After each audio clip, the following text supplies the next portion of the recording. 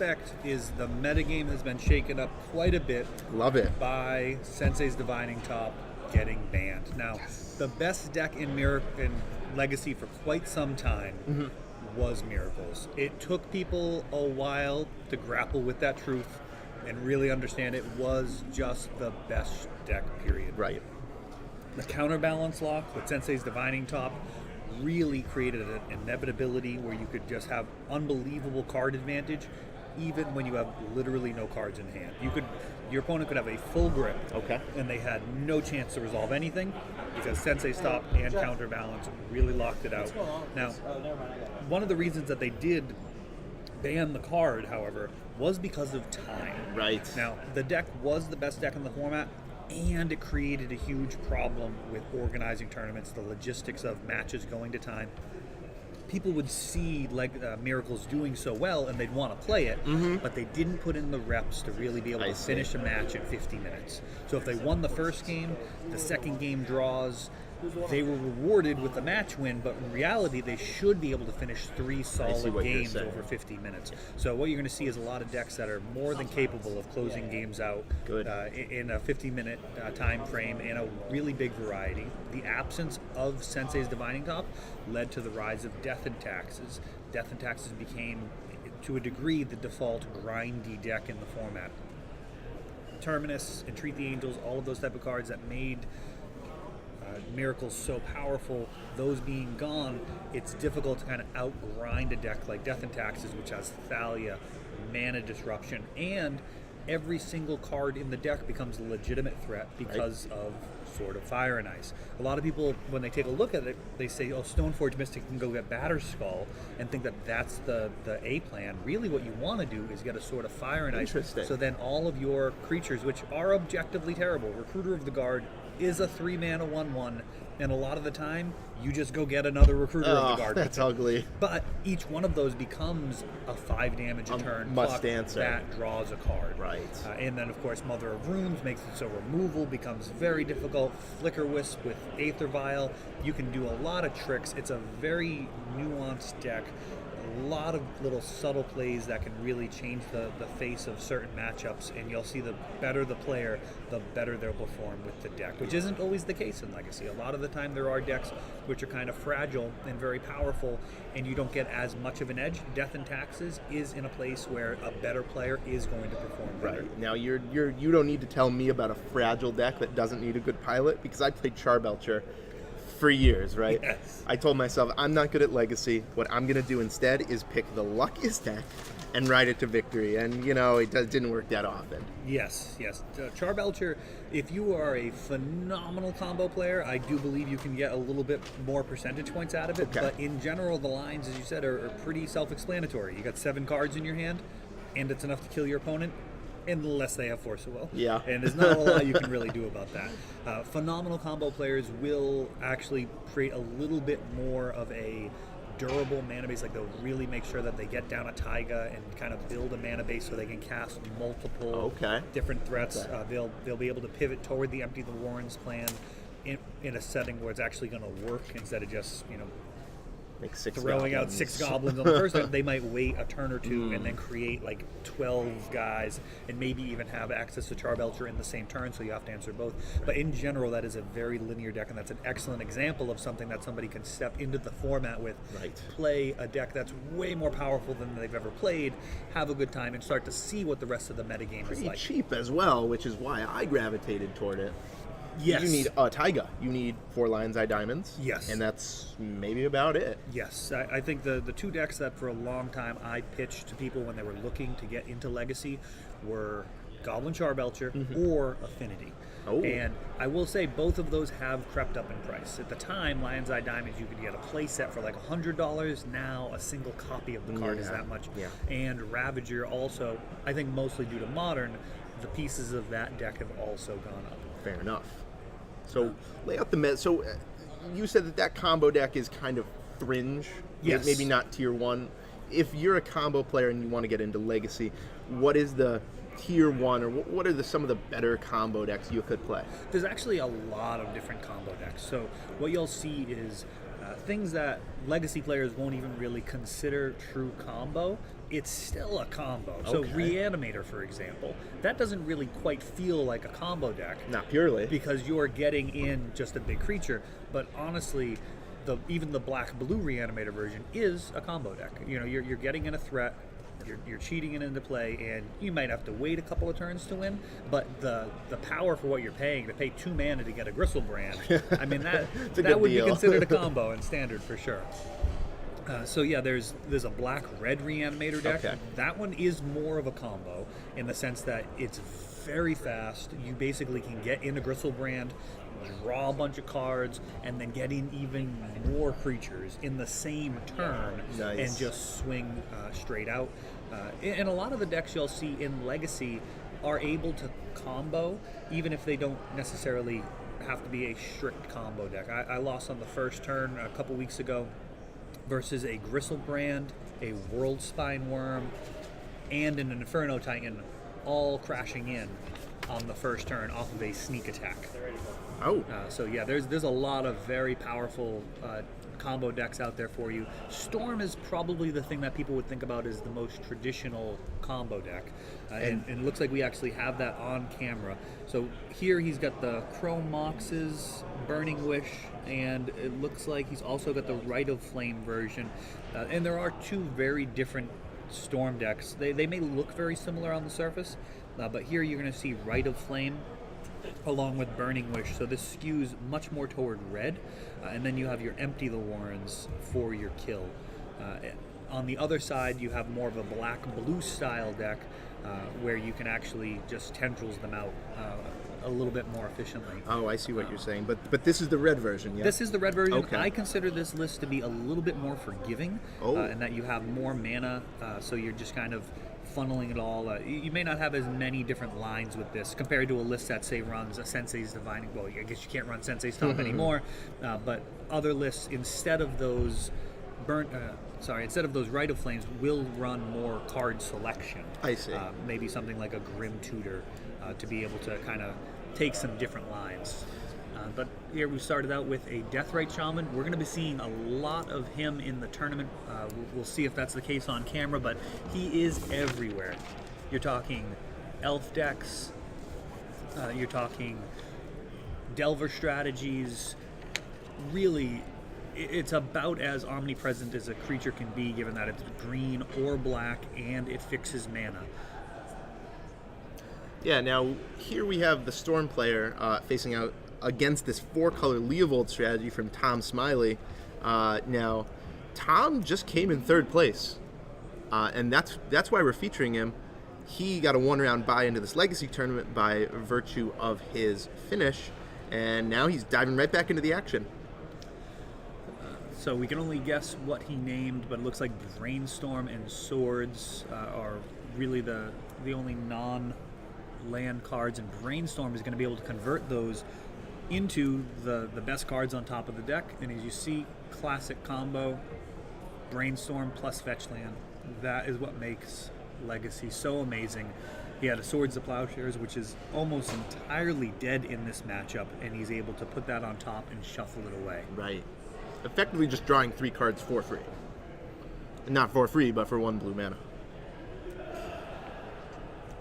And trying to get a glimpse at Alex's hand, he has some gas here. We're looking at a Dark Ritual and a Lotus Petal, so he could balloon up to 4 mana very easily.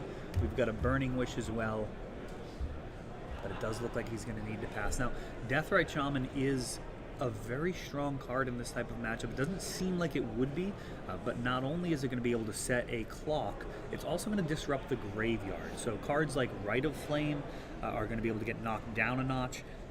If he's got Cabal Therapy in there, or Cabal Ritual, which I am not seeing in his list, so none of those, but Rite of Flame is going to be the card that's going to be really hard to gain traction with. Right. Cabal Ritual is actually one of my favorite cards in a Storm deck.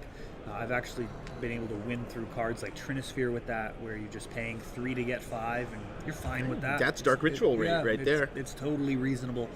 So yeah, we'll see. This is a little bit lower to the ground, a little bit faster, but it does lack some resiliency, and being stuck on one land is not going to help here. Right. Now, I have to speculate that the Cabal Therapy named Force of Will from Alex McKinley. That might be right, that might be wrong, but that is probably why he's holding his next Cabal Therapy for his combo turn. Yeah, Brainstorm really makes that difficult. And one of the beautiful things about Legacy is how deep it can get there. You can have a Brainstorm, you can set up floating cards on top of your library and make it so their discard really has to do this complicated dance, especially with a card like Cabal Therapy. Right. It looks like we're exiling a Brainstorm to make all opponents lose 2 life. I mean, the guy, he's even good in multiplayer. He domes the whole table. I didn't know that about him. I didn't know it said each opponent. I'm going to have to get a nice foil one for Commander. Leovold's going to make it so none of these creatures are going to get removed, but that's really not the Storm player's plan here. Alex is really just looking to build up a ton of resources and be able to just throw a lot of stuff on the stack and ultimately tutor and win. Yeah, I mean, look at this. He has 8 spells in hand right now. He has to do something, even if it's only play an artifact, but he goes with Dark Ritual to start. Luckily, Alex is not going to need to draw a lot of cards, so Leovold is not really going to cripple him the way that it would some other combo decks. And it's a difficult decision when you're sitting across the table from a Storm player and they have 8 cards and they're playing a Dark Ritual. Are they just playing it to get it out of their hand because they were going to discard? Is it a card that was literally about to win the game? Those are the type of decisions you have to make in Legacy and really try and read your opponent. Mm-hmm. Now, he does hardcast a Force of Will on this Dark Ritual, preserving the blue card in his hand. So he has at least one more blue spell. Not sure what it is. Does Alex McKinley straight up scoop? I guess he was out of mana sources. Yep, that may have been a tad premature, but we'll see if he can bounce back. It looked like he did not have lethal on the other side. Yeah, now the Leovold represented 3. The 2 Death Rites represented 2 points of damage each. I guess he thought his Ad Nauseam would just straight up kill him. Maybe that's why he scooped. But either way, we're going to sideboards. Does the Storm deck gain anything like Dark Confidant? Does it gain any kind of recurring card advantage? What is their plan after board? Well, the difficult thing about this list is you run 4 Burning Wish, so you're going to need to leave a lot of space for sorceries that can really make use of that. You don't want to just run Burning Wish for your Tendrils kill. You want to be able to have answers like Massacre, empty the Warrens against a whole team of guys when you're not ready to win. But probably the scariest card for a control player is Defense Grid. Defense Grid is a card that makes all players' spells cost 3 more on the opposing player's turn. So really for the Storm player, there's nothing you're going to be playing on their turn. So it's really one-sided in that your Force of Wills now cost a blue card and 3 mana, or 8 mana total. Ooh. So it does make it a lot tougher to develop your board presence without having those shields be down. I see. So he only has 2 copies of Defense Grid, though. So this isn't a card that is a 4 of, like you said, because he has to have 1, 2, 3, 4, 9 sorceries, 10 different sorceries in his sideboard to be able to go to. Now, he has cards like Massacre, Grape Shot by Force, Past in Flames, combo cards, but they can't really enter the main deck. They can't really come in after sideboard. They're only there to Burning Wish for. So not doing much sideboarding is Alex. A 4-color Leovold deck, on the other hand, has all the best spells in 4 colors in Legacy available to them. You have to figure he's just going to add some really cheap interaction to his deck. Yeah, Thoughtseize, Flusterstorm, those are both exceptional cards here. The Storm deck really wants to build a critical mass of cards and be able to win in one turn past counter spells, and that's where Flusterstorm and Thoughtseize are both very strong. That you can kind of take those cards that are real linchpins of the hand out before they become relevant, and Flusterstorm, if they do play a lot of spells, is able to either counter a Storm spell or potentially hit multiple spells at the same time. I see. Zealous Persecution, likely not to come in, even though it can get rid of those Goblin tokens. Usually you're kind of At that point, they've already comboed off. Your game plan was to stop them. There's very few games when you take that Venn diagram where they could have killed you, but they had to get empty instead of tendrils. Right. It's a really corner case, and it's going to be a complete brick most of the time. Now, one card that I'm seeing in this sideboard, which I love to see, is Meddling Mage. That card has to be a house. Yeah, Meddling Mage, Aethersworn Canonist. Those guys are really brutal to play against. The nice thing about the Storm list is that it does have Empty the Warrens or Tendrils, so it's not a complete shutdown. Okay. But it is very, very problematic, especially when you really understand the matchup and you can kind of pivot toward the cards that are the most back-breaking. And then, of course, Aethersworn Canonist, unless they're playing multiple Lotus Petals and Lion's Eye Diamonds as part of building their storm count, it really has to be answered. And in terms of answering those bears, unfortunately, a card like Massacre is not going to be great in this matchup. He's going to have a hard time. The Tundra can get picked up with a Daze very easily, which is a play that a stronger player is going to look to do as soon as possible. Oh, I see. Scrubland is kind of a last resort there. You really don't want to be in a situation where you're putting a Scrubland down. But if you can get your Hate Bears on board, pick up that Tundra, it's very, very difficult. At that point, he's really looking at the fact that he's got a Void Snare and Echoing Truths, Rending Volley to a small degree. Yeah, this seems like a nightmare matchup for Alex. He's already playing against a main deck that's pretty decent against him with Daze and Force of Will. And then after board, he has to contend with 4 Hate Bears and 4 1-mana hate spells. This is going to be pretty tough for him, isn't it? It is. It's uphill for sure.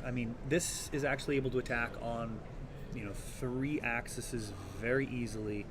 The fact that it's really 4 when you talk about the mana base. So we're talking about attacking on the stack, which is the last place the Storm player wants to play. You've got Force and Daze, as you said, and now Flusterstorm. Then you're attacking his hand. You've got Thoughtseize to be able to knock out those key cards. You also are committing to the board with permanents that have to get answered, which is very difficult to do. And then to top it all off, you've got Wasteland attacking the mana base. So it is really like claustrophobic. The room is closing in, but the bottom line is you've got an early game that can be explosive. Now we see Alex Lotus Petal Brainstorm. He's in terrible shape here. He really needs to draw some lands that he can use to fuel some relevant plays here, because he's really bottlenecked hard. He needs to be able to balloon up with his mana. Really ideally he's looking at like a Brainstorm and a land. And the fact that he Fate Sealed himself is really terrible here. Yeah, he banked on finding a shuffle effect. He really needed one of his 8 fetch lands, but he didn't find it. Didn't even find a dual land. Boy, only if Tom Smiley can't present a clock can he draw out of this, I think. Yeah, and Smiley's deck is more than capable of setting a clock here as well. So we'll see what he commits to the board. It is not very threatening. Here you're pretty comfortable potentially tapping out for something like a Stoneforge Mystic or one of your 2-drop sideboard cards. Really, when your opponent misses their land drop, it's not that concerning. And there's the Wasteland. So now we've got a Canonist and the mana base. We were saying that Alex really needs to draw a land, and the Wasteland is going to make sure that land is pretty much Lotus Petal territory. At least this is a fetch land, so he can keep it around until he really needs it. But this is very, very uphill. Yeah. Now, this fetch land would have made all the difference if it was just 1 card sooner. He would have drawn it off that Brainstorm, shuffled his badness away. But here it is, 3 turns later.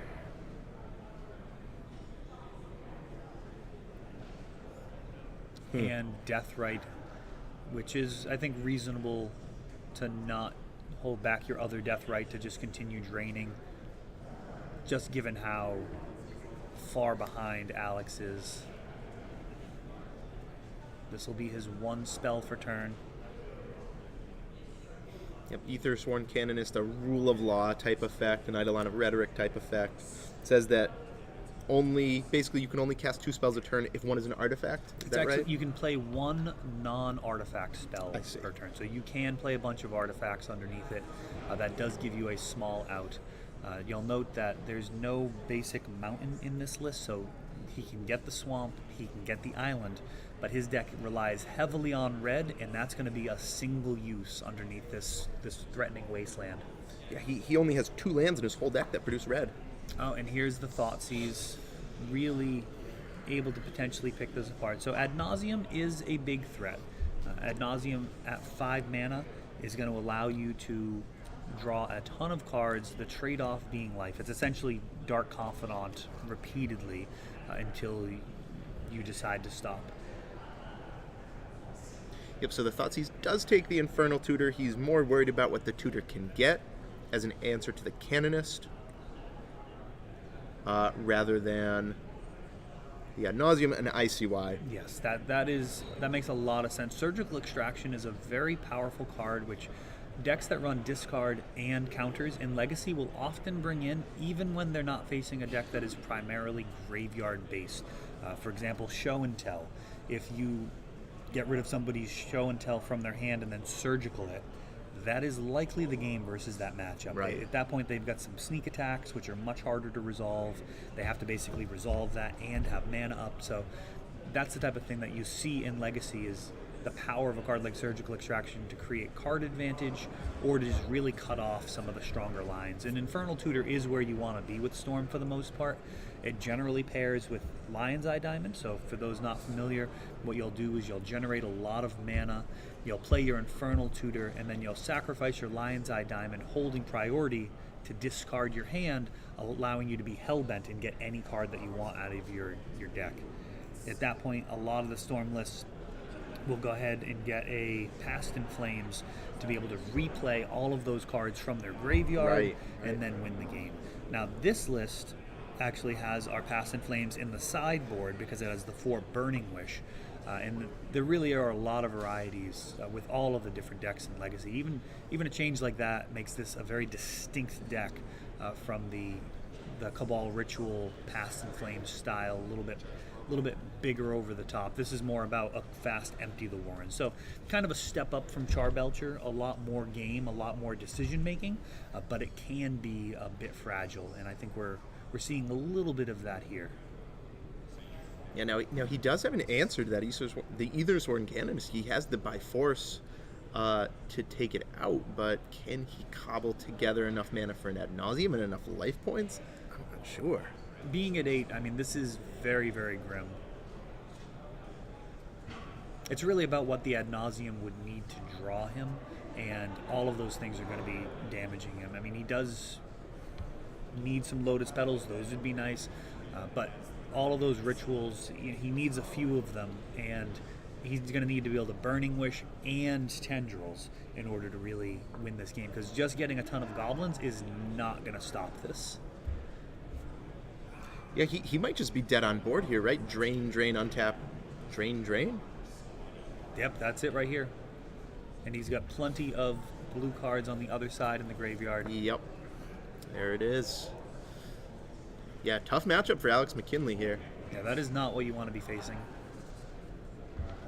Oh, that wasn't a by force. That's the Rending Volley. Oh, Rending Volley, okay. I'm actually not familiar with that as a sideboard card. I can only assume that it just murders a creature. You think it does 1 to each creature? Lightning Volley? Yeah. 4 damage to a white or blue creature. Ah, okay. 4 damage to a white or blue creature, and it can't be countered. That was probably their emergency print when they realized that Splinter Twin was too good. So we see here the deck with maximum interaction takes it down. Is that usual for Legacy? Can the deck that... I mean, these 4-color Leovold decks, these 3-color Stoneforge Mystic decks have been around a long time. Now they're just cropping back up. Is this because of the top ban? I think so. I think top really shook everything up. I think there is a tendency for stronger players to want to feel like they can really leverage their play skill. In any format, yeah. And in Legacy in particular, what that tends to mean is decks that are running Brainstorm and Force of Will. So once there was no clear best deck in that vein, then you see people really start to move in different directions. And you've got Sneak and Show, which also puts in omniscience a lot of the time, so you can literally just be casting cards like Emrakul and Bristlebrand for no mana. You've got combo decks like Reanimator, which have what they're trying to do backed up by Brainstorm and Force. Then you have these creature-based strategies. There's so many different ways you can go within the shell of Brainstorm Force of Will that it's really unclear what the best decks are right now. It's very wide open, and I think it's more about really honing in on a deck that you're excellent with and like building that skill set, and that can actually give you an edge as well. Even if you're not playing the deck that people consider to be one of the best in the format, being a really good player with it can give you a huge edge because they haven't tested against it as much. And I think we saw that with Food Chain earlier, is after the printing of Walking Ballista, that deck got a strict upgrade. What Food Chain used to do is generate essentially infinite mana with Food Chain and then Mist Hollow Griffin. So what you would do is you'd cast your Mist Hollow, exile it to Food Chain, get an additional mana, and just keep doing that, and then you could cast Emrakul, untap, swing, usually lethal. So that was the core of the deck. Well, they took out Emrakul and add in Walking Ballista, so now you don't even need an untap step. You can just cast your Walking Ballista and just shoot them with it. So that got around things like really any type of creature removal, because it's coming down, and that's that. So a deck like that was able to perform very well with dedicated pilots because other people just weren't used to it. They were just like, what are you doing? You're casting Mist Hollow Griffin? Like, let me read this card. But they've been playing against what the rest of the field is already aware of. So they understand the matchups. They understand which cards are most critical. And that's the great thing about Legacy, is you can find a strategy that you really enjoy, and you can kind of master that, and that'll really give you an edge. In a way that other formats don't have as deep a card pool to allow for that. And we start to see that in Modern now. I mean, look at Ben Riley that you just saw lose in the finals of our Titanium, our main event. He's the only person who plays that Cheerio strategy, yet he finishes very well at almost every event he plays in. Yes. The older the format, it seems like the more, like you said, the deeper the card pool, the more play you have, the more strange sideboard cards you can come up with, strange strategies. It's really cool to see the evolution of Modern as a format to almost compete with the complexity of Legacy. It's really cool to see. Yeah, it really does. And you think about the cards in Legacy that don't quite make the cut. Cards like Academy Rector. That's an unbelievably powerful card. And when Omniscience came out, we dusted it off and we tested it. It's like, oh, how good is this now? Right. You want to be able to Rector and then flashback to Ball Therapy, and then you go get your Omniscience and hopefully win, and you're off to the races. And it just wasn't quite good enough. But like, there's no way to know when that's going to swing back in the other direction. And really, it's the type of thing that people could hone in and like really work on, and that could actually be a viable strategy. We're just not seeing it. So it's the type of format where you can really pick things. There's such a high power level that even things that people consider not tier 1 are more than capable of winning games of Magic. Absolutely. So we have Tom Smiley here. I'm going to have him step into the booth with you. You're going to be able to ask him about the nuances of his Leovold deck. I'm excited to hear about it because it's really cool. So I'm going to step out and let Tom in here. All right, another win. Yep, thank you. How's it going? Good, congratulations. Thank you. It was fairly one-sided. It was. Storm always has the ability just to be super explosive, and I'm sure one or two more land drops in game 1, or just another ritual in game 2, and it would have been a lot different. It could have been, yeah. You were able to pressure his life, making Ad Nauseam not as exciting. Yeah, well, Canonist does a good job of holding down the ground, but when I actually thought seized him, I thought that the Rending Volley was a Burning Wish, so I didn't take it. Okay. If I take the Rending Volley, then there's no chance that anything happens because I can protect the Canonist. Yes. Yeah, that was a card I was not familiar with. No, I know it's in Storm sideboards. When I looked at it, the art's really similar to the Master's version of Burning Wish. So I wrote down his hand. I wrote down Burning Wish, and it was not a Burning Wish. There you go. Little edge there, kind of like the From the Vault Dryad Arbor. Yeah, yep. Like, it doesn't Tap quite it like on the first turn and be a scumbag. So yeah, I mean the list it does look fairly traditional. I mean you got a full boat of the True Name Nemesis. How's that been for you? It's great. I've been playing this deck for a little over a year, and True Name Nemesis, backed up by soft counterspells, plays a game very similar to Delver, only it's just a much better threat. Yeah. So when you actually play the games out, you can play the tempo game with Wasteland and Daze, and turn 2 True Name or turn 2 Leovold backed up by counters are just very tough for a lot of other decks to deal with. So when you're talking about turn 2, of course that depends on Deathrite Shaman Or and- Noble Hierarch. Yep. How do you feel the power level of those two cards compare? Are you really kind of happy with both, or does Noble Hierarch kind of feel like Deathrite number 5 through 8, or are they really just kind of serving different roles with the triggers versus the disruption? They're in this deck. They're both excellent. Deathrite Shaman's probably the best creature in Legacy, and being able to provide your Exalted triggers to your Batterskull and True Name, the Noble Hierarch is very similar damage-wise, and having a redundant number of 1-drop mana dorks really makes the deck consistent, which is huge because the win percentage of this deck with a turn 1 mana dork versus not having that is much lower. And I see we got 3 Wastelands. Was that a difficult decision to step away from a full set, or is it just... Yep, so there are a bunch of people in a Facebook chat that talk about this deck, and I played 4 Wastelands forever because the deck is kind of greedy, and I figure if you're going to be that greedy, you might as well play the 4 Wasteland. And there was a lot of discussion over whether or not the Misty Rainforest, the 9th fetchland, or the 4th Wasteland was correct. And in all the testing that a bunch of pretty good players did, they found that they were losing games when they couldn't cast their spells. And the Misty Rainforest just sort of hedges against that. It gives you more options for turn 1 green, so you can play your mana dork. Because in that match, I had to mulligan my game 1 hand. Because I had a mana dork, it was a Hierarch, but my land was Underground Sea. So how is, and I guess that's another strength of the Deathrite Shaman, is that it can be Cast off of both. green or black, which is really amazing when you're looking for something to help you with your mana, that it's not as restrictive. Yep. How has Gideon been for you? So Gideon is awesome. I'm not playing any Jaces, and I'm playing Gideon over Jace, which says a lot for his power level. I think that people underestimate how good he is in Legacy.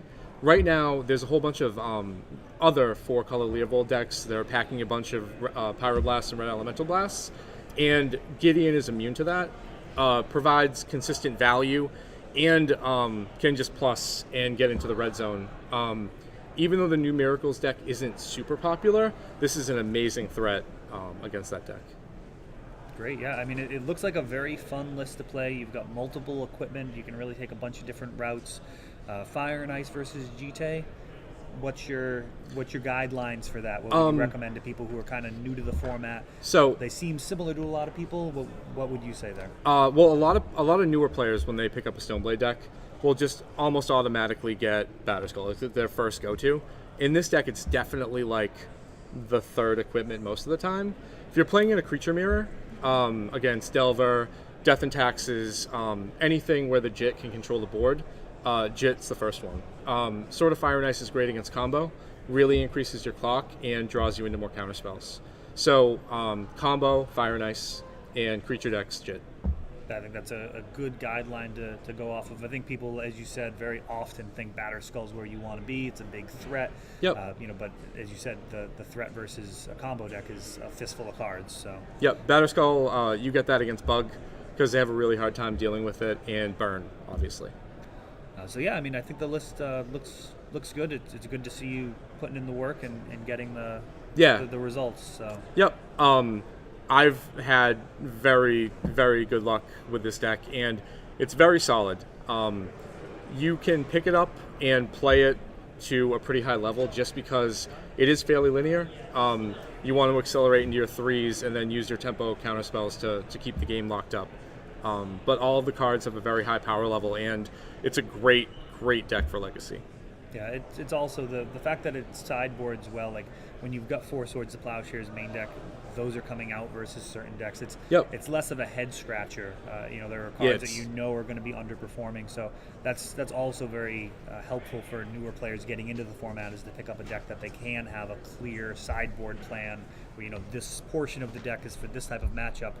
I'm not playing that matchup, so now I get to bring in some seriously good stuff. And your sideboard is just jammed full of good stuff. Any of those that you want to kind of shout out to for being MVPs? So, the main deck is really geared toward the mid-range and creature mirrors, the Four Swords, the Decay, all the true names and all that. So your sideboard really needs to be able to be very strong against combo, because, I got it against Storm in that one, but that's not usual. It really leans on the sideboard. So I think I brought 13 cards in that matchup. I brought in everything but Containment Priest. And the sideboard is so flexible. You have extra counters in Flusterstorm, the Graveyard Hate in Surgical, Thoughtseize, and then a lot of Hate Bears. The Containment Priest, Aethersworn Canonist, and Meddling Mage provide different angles of attack versus all the combo decks. Like Priest and Canonist and Mage are great against Elves. They're also great against Storm, not the Priest, but the other two. Yeah, and Reanimator, certainly. That's a matchup that can be traditionally difficult, and Containment Priest really changed the face of that matchup. Yep, I love playing against the black-red deck. Like, they can always just turn one you with Chancellor backup, but it's unlikely that's to happen twice in a match. Yeah, well, thanks for going over the list. I think it looks like a lot of fun. I encourage anybody who's looking to get into Legacy to go ahead and proxy something like that up. It is one of the higher end decks. You do have Underground Sea, Scrubland, Tundra, Trop, Force of Will. This is one of the more costly decks. It is not a budget deck. Certainly not, but certainly a lot of fun. And if you're able to play some proxy and then start trading toward those dual lands with kind of the long view. I think these type of decks are going to be around for a very long time, where you've got the best of card drawing, permission in the sense of Force of Will, Daze, and then just whatever the best creatures are at the time. And it's going to be tough to dethrone these guys. Leovold is a new addition, but he's certainly proving his worth. True Name Nemesis is just kind of slowly gained respect over time. Came out to Commander 2013, and I think he's probably about as good as he's ever been in the metagame right now. I remember the Grand Prix right after it came out was DC in 2013. And True Name was selling for $100 at the Grand Prix. Everybody wanted to play him just because of the power level, and it has never been bad. I haven't played a deck without True Name since it came out. I've done pretty well. Wow, Yep. That's saying something. So, all right, well, all right, thank you. Congratulations, and good luck with the rest of the event. Yeah, thank you. Hopefully I'll get up there again. Top four both. Yeah, that would be great. Only want to do a little bit more than top four. Thanks, guys. There he goes. The legend. The man, the myth.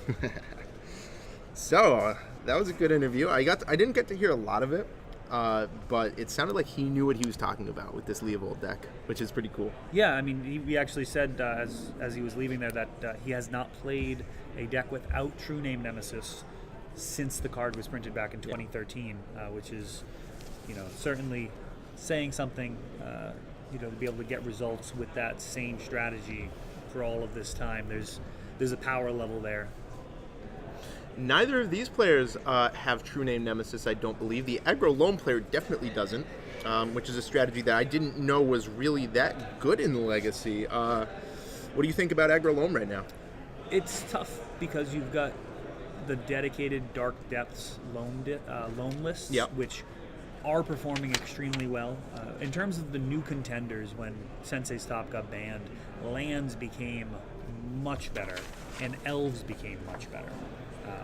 Death and Taxes has kind of emerged as being really good. I think everybody's concern was that elves was going to be very good, and then elves destroys Death and Taxes, so it's like, is that where you want to be?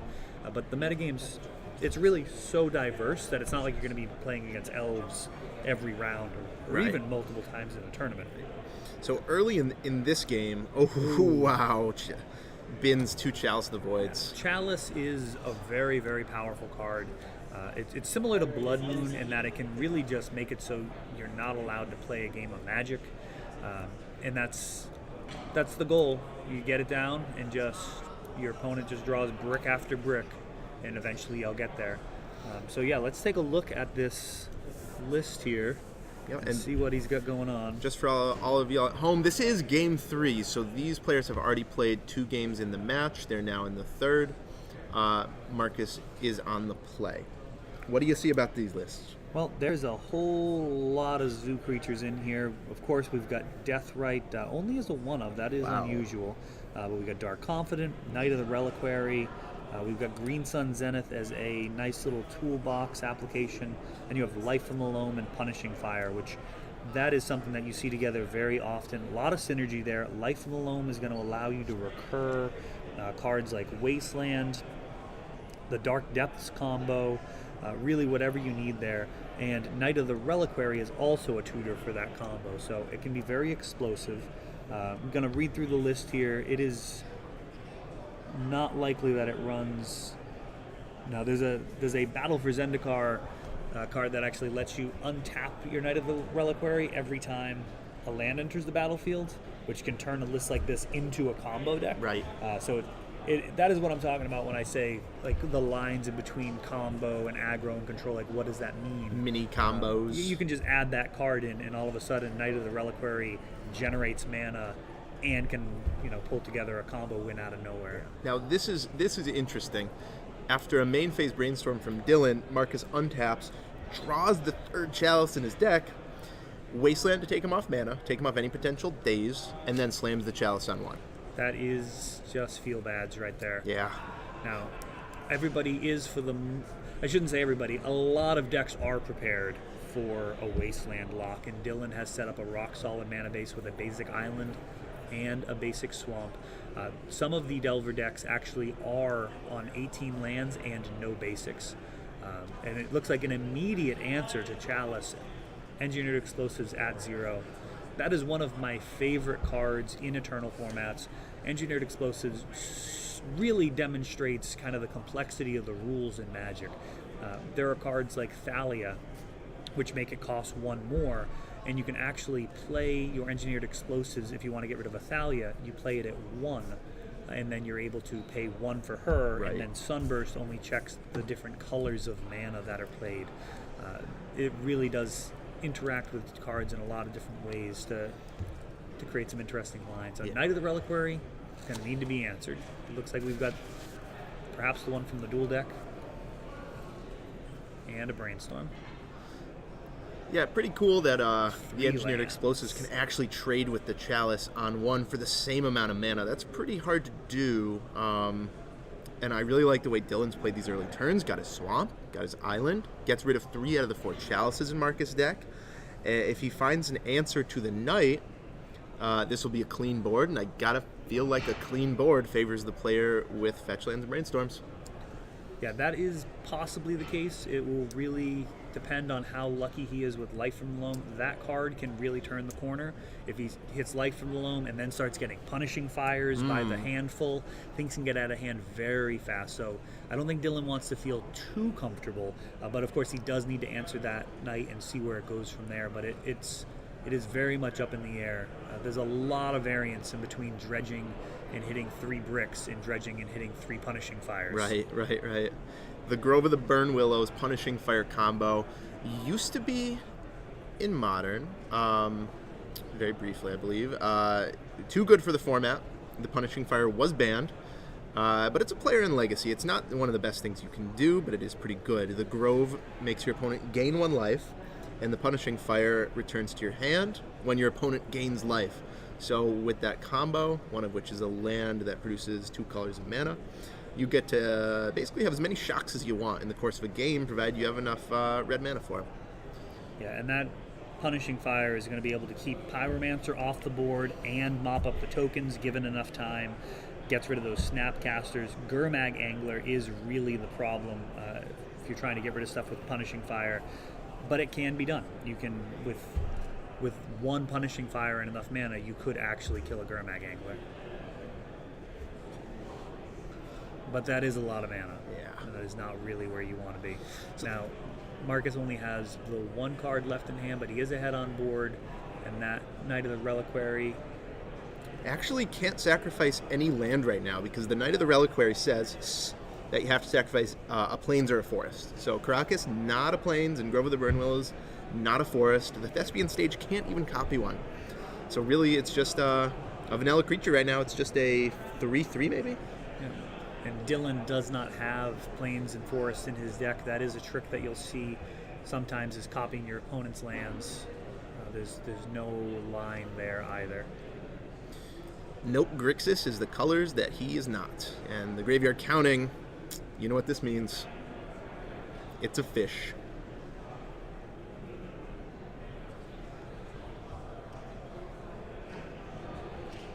Contemplating which cards to leave in there.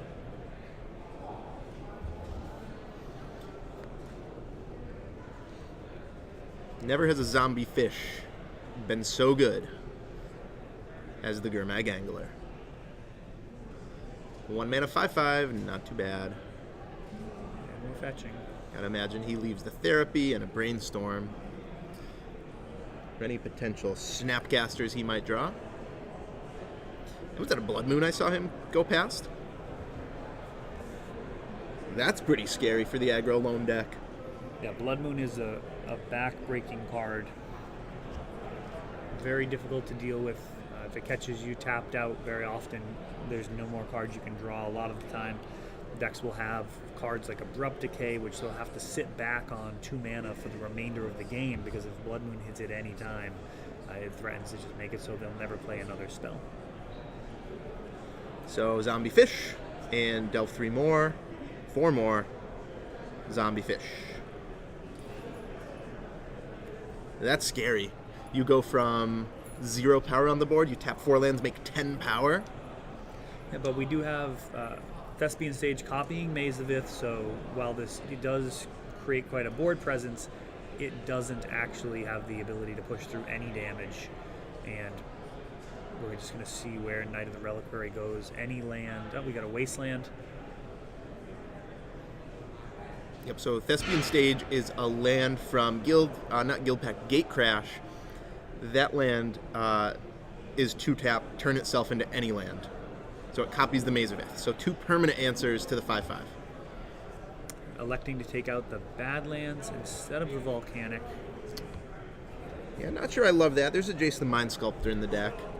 And there's also a Liliana the Last Hope, which Okay. is not the Liliana that I traditionally sleeve up. Sure. But yeah, that's perhaps that is the concern. I don't know. I mean, Yeah, questionable. It's like there's one card to support one play, one card to support the other. It'll just come down to which one Dylan might draw. But for now, the Maze of Its take care of the 5/5s, and Marcus draws the plains. There it is. this threatens to change things. Yeah, in terms of utility lands, not sure what Marcus can get here. He can grab Dark Depths end of turn, make a copy of it with Thespian Stage. For those of you who are not familiar, Thespian Stage then becomes a Dark Depths, but it has 0 counters on it. The Legend rule takes place. That Dark Depths goes to the graveyard. Then you have a Thespian Stage, which is a copy of Dark Depths, and that becomes a 2020 Indestructible Merit Lage. Ooh, boy. So he is really threatening to just one-hit KO Dylan here with an end-step activation of his Knight of the Reliquary. This is crazy because in a format like Modern, you don't go from having 3 power on the board to having a 20/20 flying indestructible. But in a format like Legacy, a simple Knight of the Reliquary represents a 20/20, huh? Yeah, he can Maze of Ith one of those guys, leaving his Thespian Stage open. He's getting 2, now he's getting 1 mana, floating it.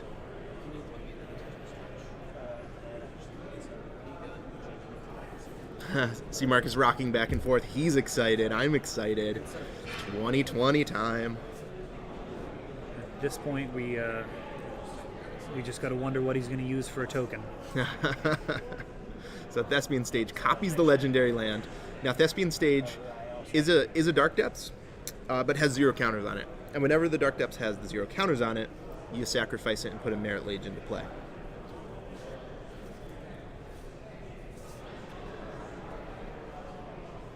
For those wondering, Stifle does very little to interact with that. It will just continue trying to sacrifice itself until it resolves. Right. 2020. Handshake. Well, that was an explosive finish to that match. That is exactly what Marcus's deck is supposed to be able to do, is tutor up that win whenever it needs it. And then, of course, the Knight is also a very fat blocker in a lot of matchups as well. Really showed some scrappiness there. Yeah, I really thought that that Dylan was favored. But as it turns out, Marcus just draws the planes. Dylan needed to draw something like a Fatal Push or a Lightning Bolt, while the Knight had 3 toughness before the planes was drawn. Now, if you're just joining us, I'm Zach Hall and he's Eric Dupuis, and we're coming to you live from Worcester, Massachusetts. A lovely Worcester. And we've got a Lovely whole Worcester. lot of... It is. We've got a lot of legacy action here. We just saw kind of a fringe deck. Not that means it's not powerful, just means it's not played, versus kind of more of a staple of the format and a Delver strategy. And it just goes to show just how powerful Legacy is, that you can have cards like Knight of the Reliquary, might look kind of benign, but it can just pull a 20/20 out of nowhere end step and just wrap up the game. Yeah. Now this is a goofy looking deck list to me. I mean, I just want to show everyone at home how many 1 and 2s he has in his deck list. Look at that. He fills almost every line of the deck list sheet. He has one of this, one of that, one of this, one of that, one of this. What cards make this work? What cards are? Why does this work in Legacy? Well, Life from the Loam really creates a lot of consistency. Okay. You're dredging 3 cards per turn, and depending on what you're hitting, that can be very similar to drawing 3 or more cards per turn. You've got the Thicket, which will allow you to cycle and reclaim that. Right. That's very important now with all the Deathrite Shaman out there. I've seen some people in more dedicated lands lists go up to as many as 3 copies of Tranquil Thicket to Wow. be able to react to that Deathrite Shaman. Kind of the loam decks of old, like that. Yes, yeah, kind of taking a step back in that direction just because it's so crucial to keep a Life from the Loam online. Now, you only need 1, so if Deathrite hits one of your 2 that are in the graveyard, not a big deal. But if you lose that engine, it really sets you back. So the ability to recur every turn, Punishing Fire is another card where you start dredging, and just like the lands that you're hitting, now you've got more play from your graveyard. So it's very grindy in that way. And then the size of these creatures, we've got the Liliana of the Veil, that allows you to be discarding cards that you recouped off of Life from the Loam. Sure, yeah. Whereas your opponent doesn't have the luxury of getting an additional 3 cards in their hand every turn. It can be a form of a soft lock. Dark Confidant lets you get extra cards every turn. So there's a lot of incremental card advantage here, and it actually does have the ability to just combo in with the Dark Depths combo, which is very, very difficult for a lot of decks to deal with. And this has answers to the ways that people will traditionally deal with it. So a card like Karakas, usually you can hide behind that.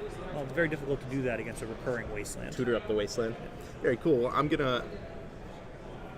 Never mind. Okay, so we were going to get Marcus in here. Maybe we'll get him later on for a deck tech, because I do want to hear him talk about this deck. Dylan Flord, who you saw yesterday and earlier this morning, is working the floor, doing deck techs and interviews. We're going to get him. The next round is actually up. This must have been the last match in this round. So this is cool. We don't even have to wait. There you go. I love it. So we've seen some pillars of the format today already, right? We've seen the Grixis Delver, and we've seen the Deathrite Shaman, Leovold, Stoneforge Mystic package. We've seen a combo deck.